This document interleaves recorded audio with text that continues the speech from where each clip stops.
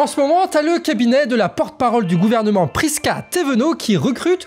Du coup, si tu cherches un travail, il suffit de réutiliser quelques éléments de langage, donc n'hésite pas à regarder le lien Hello Asso dans la description. Ou alors il s'agit peut-être du lien de notre cagnotte, je sais pas, un des deux. D'ailleurs, je dis ça comme ça, mais si tous les gens qui regardent régulièrement Canard et Actu Réfractaire donnaient 2 €, là on pourrait plier pour une saison 5, mais une rapidité. Bonjour à toutes et à tous, nous sommes le jeudi 18 avril 2024 et vous regardez l'Actu Réfractaire sous le signe de la crève, d'ailleurs un peu malade, donc j'espère que ça va bien se passer. Au moins ce sera un petit peu plus calme que d'habitude. N'hésitez pas à vous abonner et c'est parti. On commence avec une petite actu internationale. Suite aux frappes en Israël, l'Union européenne et l'administration états-unienne prévoient une nouvelle série de sanctions contre l'Iran. Seront ciblés les programmes de drones et de missiles iraniens et aussi tous les groupes affiliés à l'armée iranienne que certains veulent même déclarer comme une entité terroriste. Sauf que tu as certains gouvernements qui sont pas forcément d'accord avec ça, notamment le gouvernement allemand. Pour eux, ces sanctions détacheraient totalement l'Iran de l'influence européenne vu qu'ils n'auront plus de lien entre eux, comme ça a été fait avec la Russie, ce qui empêcherait totalement de pouvoir dialoguer ou de pouvoir influencer sur leur politique. Et la question de l'utilité de ces sanctions se pose, notamment quand on lit le Financial Times qui nous apprend que l'Iran n'a jamais autant exporté de pétrole depuis le début des sanctions. La raison, c'est relations commerciales renforcées avec l'économie chinoise qui contourne les sanctions états-uniennes. L'article précise que le gaz de schiste développé depuis Obama aux USA a permis à la première puissance du monde d'être aussi le premier producteur du monde et d'exporter du pétrole à l'international. L'Iran, c'est donc deux choses, à la fois un concurrent pour eux sur le marché du pétrole et en plus de ça, l'un des premiers fournisseurs de pétrole pour la Chine qui peut alors augmenter sa production industrielle qui est une grande concurrente de celle des États-Unis. Et donc s'il y a une escalade militaire, ça peut être dans la région du détroit d'Ormuz, le seul accès à l'océan pour l'Iran et donc pour ses exportations de pétrole. Et pour ceux que ça intéresse, on en a fait une vidéo sur la chaîne Le Canard Réfractaire. Aujourd'hui, le point abonné est alimenté par René qui a entendu le cri du cœur d'Eli qui s'occupe de cette rubrique, qui voulait absolument avoir des victoires de lutte. Donc si toi aussi t'as des luttes victorieuses autour de chez toi, n'hésite pas à nous envoyer l'info sur actu@lecanardréfractaire.org. À Crolles, près de Grenoble, l'entreprise Soitec vient de suspendre son projet d'usine de semi-conducteurs. Le site est estimé à 600 millions d'euros et pourrait se voir délocalisé aux États-Unis, mais rien n'est sûr pour l'instant. Le mouvement Stop Micro se dit aujourd'hui soulagé, mais doit encore lutter contre un autre projet porté cette fois par l'entreprise STM Microélectronique.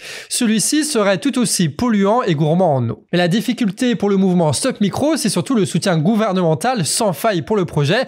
En effet, celui-ci a décidé d'investir 2,9 milliards d'euros sur les 7,5 milliards d'investissement total. Soit le plus gros investissement industriel du plan France 2030, censé réindustrialiser le pays. Et toi, qu'est-ce que tu penses de cette situation? Est-ce que il faut laisser les industriels mettre en place des industries qui seraient polluantes mais qu'on peut juger nécessaires comme les micropuces? N'hésite pas à mettre ça en commentaire. Aujourd'hui, Déby a remplacé sa traditionnelle chronique internationale par une interview d'un mécanicien, un poids lourd des ateliers de maintenance de bus RATP. Il s'appelle Gilles et il est délégué syndical, il est aussi mécanicien réparateur de bus depuis son CAP mécanique qu'il a eu en 1990 et fait partie des 20 salariés qui attaquent la RATP au prud'homme. Le début de l'histoire, ça coïncide avec le Covid. On apprend à un moment donné que le virus, il est aéroporté, donc il faut que les locaux soient bien aérés pour éviter les contaminations. Donc commence une enquête de la CHSCT, la commission des élus d'entreprise qui s'occupe de l'hygiène et de la sécurité des conditions de travail. Et donc ils vérifient dans les ateliers de maintenance de bus si les systèmes d'aération et de centrales de traitement de l'air fonctionnent bien. Et c'est pas des petits locaux qu'ils ont, c'est des immenses hangars qui peuvent accueillir une vingtaine de bus, des bus qui font entre 12 et 17 mètres, donc t'imagines le truc c'est un stade de foot.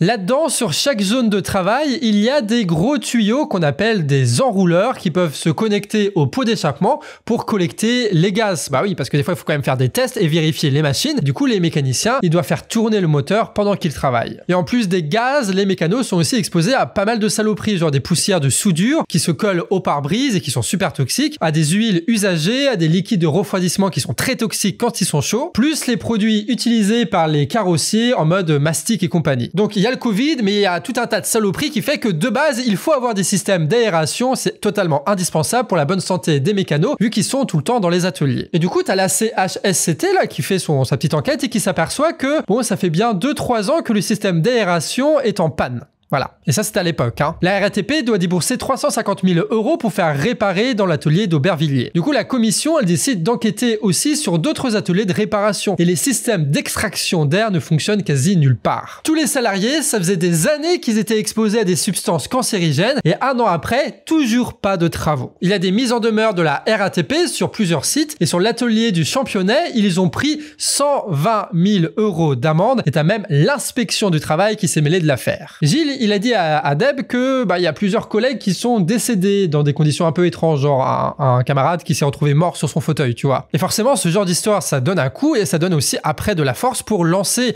un dossier au prud'homme contre la RATP pour faire justice. Et ça fait un petit moment que Gilles et 3 autres salariés mènent l'affaire en sous-marin pour éviter que l'employeur empêche que le dossier ne monte. Et tout ça avec l'angoisse de on sait jamais, ça se trouve, ils ont tous été empoisonnés. Et la direction, eux, ils s'en foutent parce qu'ils savent que les maladies se développent plus tard, donc c'est pas leur responsabilité, ils se disent, tu vois. Donc là, il y a un avocat mandaté par la CGT qui a une vingtaine de dossiers qui normalement font passer devant les prud'hommes de la chambre de commerce début juillet. Donc d'ici là, Gilles et ses collègues, ils cherchent à récolter des dossiers. Donc si toi aussi t'es retraité de la RATP ou même si tu bosses encore la RATP et que t'es dans la même situation que Gilles et ses collègues, tu peux rentrer en contact avec nous pour qu'on puisse te faire de lien avec ces personnes-là, pour que tu puisses recevoir de l'aide et transmettre le dossier aux avocats. L'adresse mail, c'est sabouge@lecanardrefractaire.org ou sur Instagram. Il y a Facebook aussi, tu peux tenter, mais vaut mieux le mail ou l'Instagram. Et il y a quelques informations aussi importantes à avoir. Tout d'abord, à l'issue du procès, il y a 10 000 € à se faire par tête en cas de victoire. L'avocat, il prend 10%, donc il reste 9 000 €. Et si tu as une assurance juridique, c'est l'assurance qui fait payer les frais en cas de victoire. Et si le procès est perdu, t'as rien à payer. En fin de compte, tu sors pas véritablement d'argent pour attaquer en justice, la démarche, elle est gratuite. Ensuite, le dossier est très simple, il y a un CERFA à remplir, la copie d'une attestation d'employeur comme quoi tu as travaillé ou que tu travailles à la RATP, une fiche de paye, la photocopie de la pièce d'identité et une lettre de témoignage manuscrite, et c'est tout. Et d'ailleurs, à 9h30 au centre bus de la Borde-Marne, il y aura aussi un barbecue organisé avec des prises de parole contre la privatisation de la RATP. Si jamais tu bosses à la RATP, ce rassemblement, il est pour vous. On vous met évidemment le tract en source. Et si toi aussi tu as des actions collectives que tu es en train de mettre en place, de justice, de grève, de manifestation, de quoi que ce soit, tu peux nous contacter, comme ça nous on en parlera sur Actu ou sur Canard Réfractaire. Allez, on passe aux brèves maintenant avec une bonne nouvelle, c'est l'État canadien qui a décidé de taxer les riches. C'est ce qu'on a appris hier, le gouvernement assure que cette réforme va rapporter 5 milliards par an et que ça va financer les écoles, l'emploi mais surtout le logement. L'objectif ça va être de financer le plus grand plan de construction de logements du pays depuis la Seconde Guerre mondiale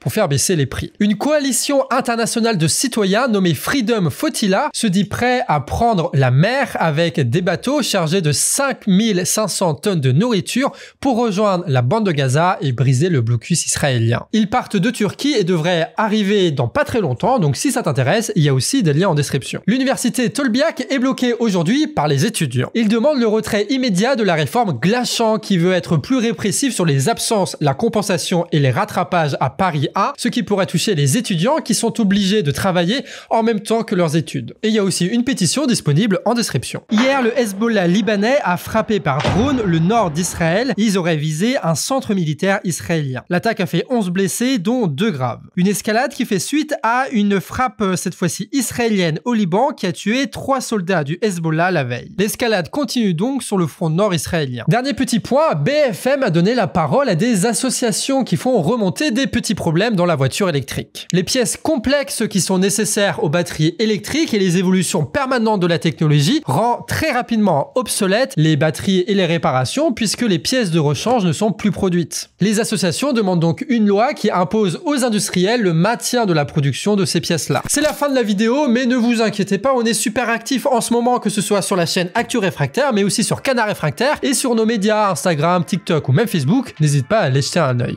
Et il nous reste un peu plus d'un mois pour boucler le financement participatif du Canard qui est en description. C'est grâce à votre soutien qu'on va pouvoir continuer ce travail-là pendant un an en toute indépendance et en continuant à se développer, en perfectionnant nos formats, mais aussi en tentant de nouvelles choses. C'est là-dessus qu'on termine cette vidéo. J'espère que ça vous a plu. Ça a été monté par Pixel et on se retrouve demain à 18h pour une prochaine Actu Réfractaire. À 18h, 19h, voilà, ça dépend.